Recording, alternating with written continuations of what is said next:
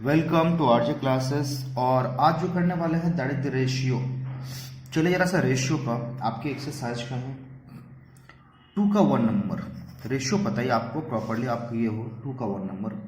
करना क्या है 2 में, करना क्या पहले ये समझ लो। Write each of the ratio in the simplest form. आपको सिंपलेस्ट फॉर्म में रेशियो को रिप्रेजेंट करनी है।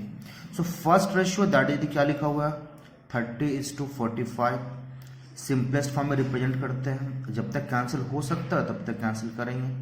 15 2 जा 15 3 जा, सो दैट इज क्या आ जाएगा अपने पास 2/3 एंड इट इज 2:3। ये निकल आया। इसी का एक और कर लेते हैं हम लोग, दैट इज कर लेते हैं, कोई भी कर लेते हैं, नंबर 3 कर लेते हैं 84:49। ये दिया हुआ है। फिर काम वही करते हैं, चलो जरा सा रिप्रेजेंट कर लेते हैं। 84 बाई कितना 49, 7 12 जा 7 7 जा, क्या निकल आया 12/7। सो दैट इज क्या आ जाएगा अपने पास 12:7। तो ये सिंपलेस्ट फॉर्म में कन्वर्ट करना आ गया। चलो जरा सा अब 4 नंबर कर लेते हैं। A ratio in the simplest form is 9:8. If the incident is 81, find its consequent. चलिए जरा सा 4 का 1 क्या क्या कर लेते हैं। रेशियो जो आपने को दिया हुआ है 4 का 1 नंबर, जो दिया है पहले इसको हम लिखना स्टार्ट करते हैं और उसके बाद फिर क्या करेंगे, इसकी वैल्यू हम लोग फाइंड करेंगे। चलो तो रेशियो जो अपने पास है, रेशियो कितने का अपने पास, तो रेशियो बोलोगे सर सिंपल सा दिया हुआ 9:8। ओके, और मेरे पास वैल्यूज क्या दिया हुआ है, आपके पास दिया है एंटीसीडेंट दिया हुआ है, जरा से लिख लेते हैं, है ना। एंटीसीडेंट कितने का दिया है 81, और हमको फाइंड क्या करनी है, कॉन्सिक्वेंट फाइंड करनी है। लेट, है ना, कॉन्सिक्वेंट भी x। चलो जरा सा लेट कर लिए। अब क्या करना आपको, वैल्यू फाइंड करनी है, तो करते हैं। तो according to condition antecedent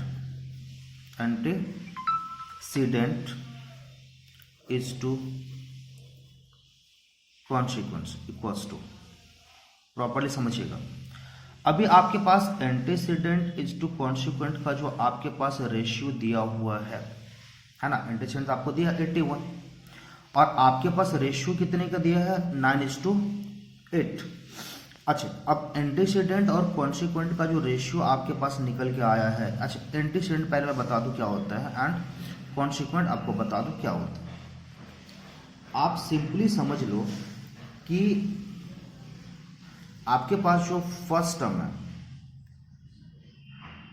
that is the antecedent और जो लास्ट टर्म है दैट इज द कॉन्सिक्वेंट है।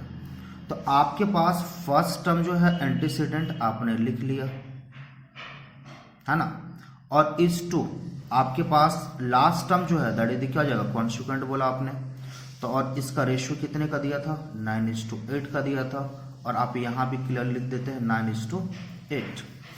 चलो जरा से इसको सॉल्व करते हैं। सो 81/x इक्वल्स टू क्या निकला आपके पास 9/8, और यहाँ से अगर देखो जरा सा 81 × 8 इक्वल्स टू क्या आ जाएगा 9x and x equals to 81 × 8 by कितना आ जाएगा 9। सो 9 9 जा, सो x इक्वल्स टू क्या निकला वैल्यू अपने पास दैट इज 72। तो आप अगर इसकी एंटीसीडेंट की बात करें तो इट विल बी क्या, कॉन्सिक्वेंट की बात करें सो इट विल बी क्या आ जाएगा 72।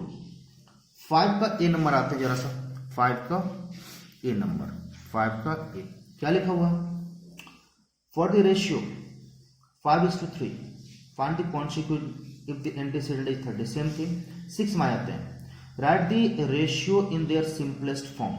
चलो जरा सा 6 का आते हैं, ये 6 का ए नंबर, फिर से सिंपलेस्ट फॉर्म में करनी है। 1 क्या दिया है ₹3.20 टू 60 पैसे 60 पैसे। अभी देखो आपके पास दो कहानी है, एक है रुपीस में और एक है पैसे में।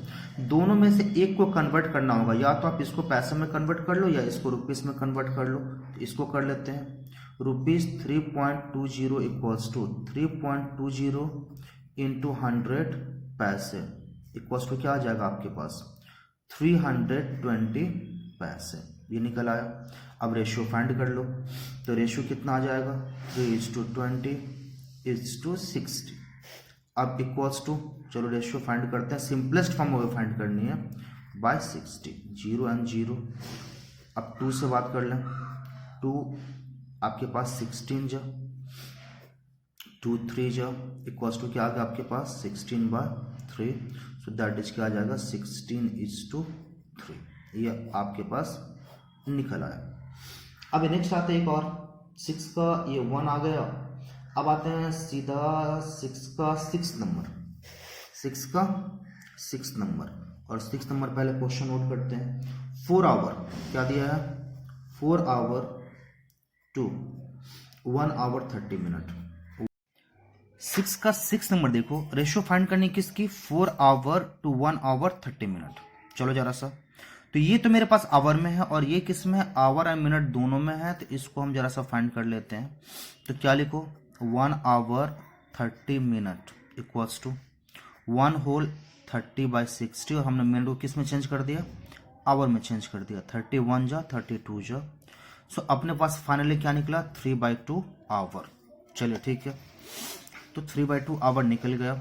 अब रेशियो फाइंड कर लेते हैं, 4:2 किसका 3/2 का, बाय 1 कर लेते हैं, क्या निकला 4/1 bye 3/2।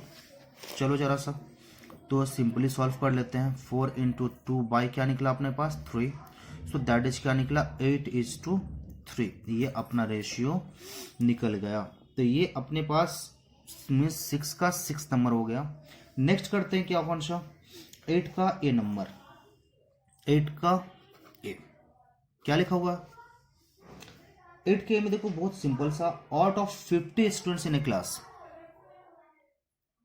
30 are boys, find the ratio of the number of students to the number of girls. चलो जरा सा जो दिया है पहले डेटा लिख लो आप। तो आप टोटल स्टूडेंट्स आप क्या बोले कितना है 50, बॉयज कितना है, तो बॉयज आप बोले सर बॉयज है 30 दिया हुआ है ये, तो आप गर्ल्स फाइंड कर लो, girls equals to 50 minus 30, so we have the number of girls that is the 20। आपको रेशियो फाइंड करनी किसकी, total students is to girls equals to total कितना आपके पास है 50 है, गर्ल्स कितना आपके पास है, तो गर्ल्स दैट इज आपके पास कितना है 20 है, इक्वल्स टू क्या निकला 50/20 ये निकला।